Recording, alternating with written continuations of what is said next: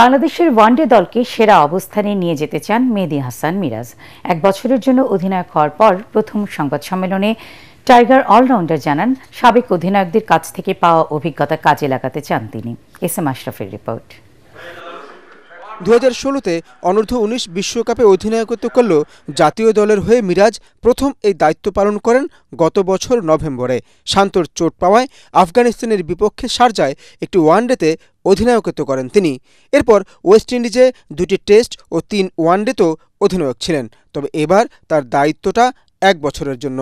Long টাইমের জন্য পেলে একটু ভালো হয়, টিমকে বুস্ট আপ করা যায় কিভাবে করলে ভালো হবে। সো যেহেতু 1 বছরের জন্য পেয়েছি, আমি চেষ্টা করব যে টিমটাকে সুন্দর একটা জায়গায় দাঁড় করানোর জন্য।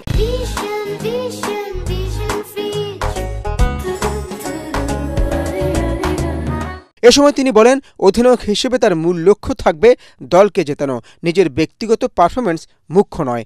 আমার কাছে এটা ম্যাটার করে না যে আমি ব্যাটিং পেলাম কি করলাম, বাট আমার কাছে যে জিনিসটা ম্যাটার করে যে দিন শেষে টিম রেজাল্ট করানোটা। ওইভাবেই প্ল্যানিং করব, চেষ্টা করব যে আমার ব্যাটিং নিয়ে আমি চিন্তিত না। শ্রীলঙ্কার বিপক্ষে জুলাইয়ে ওয়ানডে সিরিজ দিয়ে অভিযান শুরু করছেন মিরাজ। প্রথম মিশনেই সিরিজ জেতার মিশন এই অলরাউন্ডারের। এসএম আশরাফ, এটিএন বাংলা, ঢাকা।